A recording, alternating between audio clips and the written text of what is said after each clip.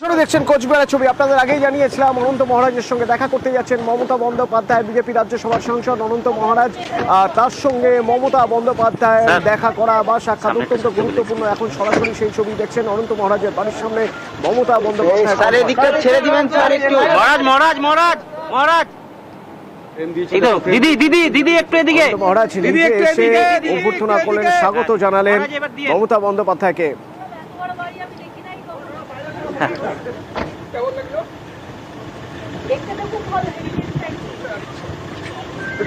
একটু সাইড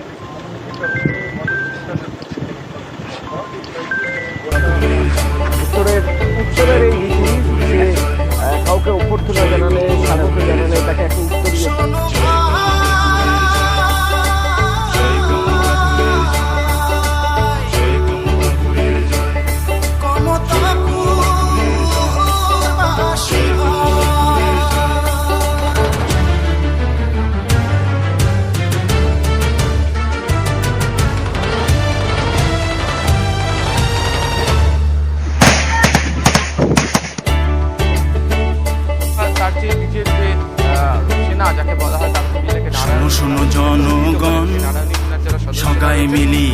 একেবারে মূল যে নারায়ণের বংশ যদি রাজবংশী বলি কম, তারা অভিবাদন শোনো শোনো জনগণ, থেকে মমতা বন্দ্যোপাধ্যায় সবাই মিলি এক হন। ঠিক কতটা ফ্যাক্টর হয়ে দাঁড়িয়েছে নারায়ণের বংশ যদি রাজবংশী বলি কম, বলা হচ্ছে শোনো কোচ রাজবংশী যারাই প্রচার করতে আসুক, আমার প্রচার করুন বা বিশ্বমহাবীর চিলারায় যাই বাসে আর রাজ্যে মাতৃভূমি ক্ষমতা দেওয়ার চেষ্টা করা জানাই। ফল বেরোনোর পর দেখতে পাওয়া গেল যে বংশ বলি রাখমো মাতৃভূমি যদি কোন আমরা ক্ষমতা পুরি আসো জয় গান গাই আমরা ক্ষমতা চাই।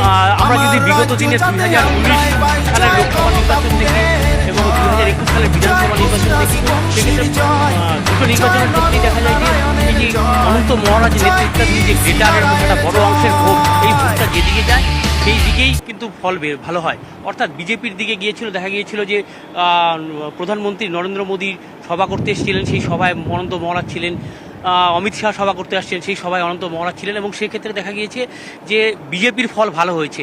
এবং পরবর্তীতে এই 2024 সালের লোকসভা নির্বাচন যে হয়, তার আগে লোকসভা নির্বাচনকে সামনে রেখে বিজেপি নেতৃত্ব অনন্ত মহারাজকে রাজ্যসভার সাংসদ করে ঠিকই, কিন্তু অনন্ত মহারাজের যে দাবি ছিল যে একটা পৃথক কেন্দ্রশাসিত অঞ্চল, সেই পৃথক কেন্দ্রশাসিত অঞ্চল নিয়ে বিজেপি কেন্দ্রীয় নেতৃত্বের সঙ্গে অনন্ত মহারাজের মধ্যে দূরত্ব বাড়ে এবং যার ফলে কিন্তু অনন্ত মহারাজ কিছুটা হলেও বিজেপি থেকে দূরে সরে যায়। এবং পাশাপাশি তলে তলে যেটা আমরা জানতে পারছি যে তৃণমূলের পক্ষ থেকে অনন্ত মহারাজের সঙ্গে যোগাযোগ করা হয় এবং যার ফলশ্রুতিতে যে লোকসভা নির্বাচন, সেই লোকসভা নির্বাচনে অনন্ত মহারাজ নেতৃত্বাধীন গ্রেটারের একটা বড় অংশের ভোট তৃণমূলের পক্ষে, তৃণমূল প্রার্থী জগদীশ বর্মা বসুনিয়ার পক্ষে পড়ে এবং জগদীশ বর্মা বসুনিয়া যেতে।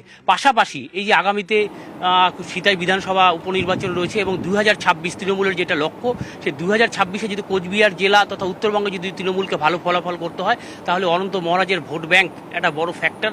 সেই কারণে সেটাকে মাথায় রেখেই আমার যেটা মনে হচ্ছে মুখ্যমন্ত্রী একটাই প্রশ্ন, সেটা হচ্ছে যে গ্রেটার কোচবিহারের দাবি নিয়ে বারবার ধরে উনি সরব হয়েছেন এবং সাংসদ হয়ে আসার পরও তিনি এখানে একবার ঘোষণা করে ফেলেছিলেন যে কেন্দ্র শীঘ্রই ঘোষণা করতে চলেছে। তা নিয়ে রাজনৈতিক চর্চা হয়েছে। এই জায়গা তো প্রশাসন মেনে নেবে না। এক্ষেত্রে কি সেই দাবি থেকে অনন্ত মহারাজ আগের থেকে অনেকটা বেশি সরে গিয়েছেন? না, দেখো, অনন্ত মহারাজের সঙ্গে আমরা যখনই কথা বলেছিলাম, এর আগেও কথা বলেছি বা এর মধ্যেও কথা বলেছি, উনি কিন্তু উনার যে দাবি, প্রথমে পৃথক কোচবিহার রাজ্যের দাবি ছিল, তারপরে পরবর্তীতে সেখান থেকে কেন্দ্রশাসিত অঞ্চলের দাবি, সে দাবিতে কিন্তু উনি বরাবরই অনড় রয়েছেন এবং তিনি বলেছেন যে সেটা আমার দাবি। সে দাবিটা কিভাবে, সেটা শুধু ওনার দাবি না, বলছে এই এলাকার মানুষের দাবি, এই এলাকার উন্নয়নের স্বার্থে এই দাবিটা করেছি। কেন্দ্রীয় সরকার, কেন্দ্রের বিজেপি সরকার আমাকে প্রতিশ্রুতি দিয়েছিল, যার জন্য আমি বিজেপির দিকে ছিলাম, বিজেপির সাংসদ হয়েছি। রাজবংশীদের নিয়ে কথা হবে, নতুন করে একটা রাজনৈতিক অঙ্ক নিয়ে কথা হবে, একটা হিসেব নিকেশের জায়গা থাকবে। নারায়ণের বংশ যদি রাজবংশী বলি কন।